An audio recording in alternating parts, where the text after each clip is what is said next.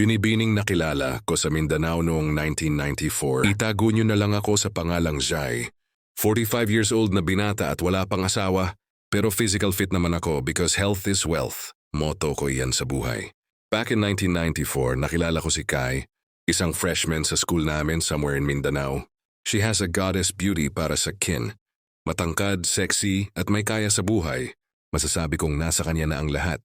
The love at first sight ako sa kanya kaya I tried to court her. But she rejected me thrice pero hindi ako tumigil hanggang sa napasagot ko siya. Sobrang masaya ako nun. Lalo na nararamdaman kong sa paglipas ng mga araw. Nahuhulog na rin siya sa kin. But everything changed. Isang araw pinagtapat niya sa kin na ikakasal na siya within days. Hindi ko alam i-react ko nun. Gusto ko umiyak, gusto ko magwela dahil nasasaktan ako. Kinomfort ko siya habang nag-iisip ng paraan. Paano namin malalagpasan ang pagsubok na yon?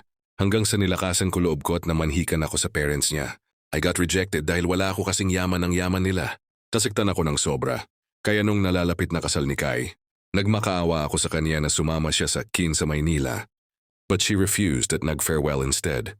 Iniwan niya ako sa tagpuan, dami nasugta ng puso at walang ibang magawa kundi ang umiyak.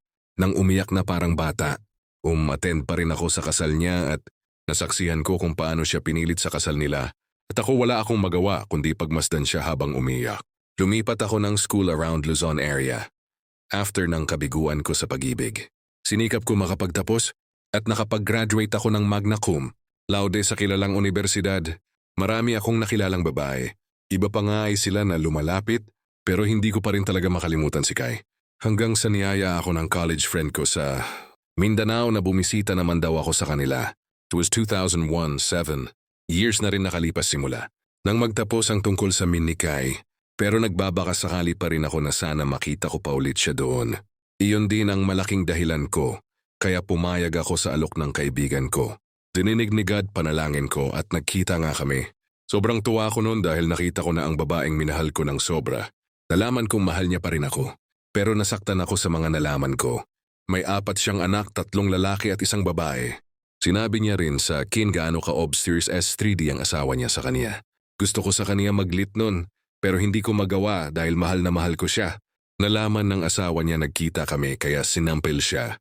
Dahilan kaya sila naghiwalay dahil nagalit ang parents ni Kai. Umalis kami ng lugar nila. Nung una ay labag pa sa loob ko dahil may maiiwan siyang sanggol, pero dahil mahal ko ay umalis kami. Nagpakasal kami kaagad at pinaregister ko ang kasal namin dahil napag-alaman kong hindi pa pala.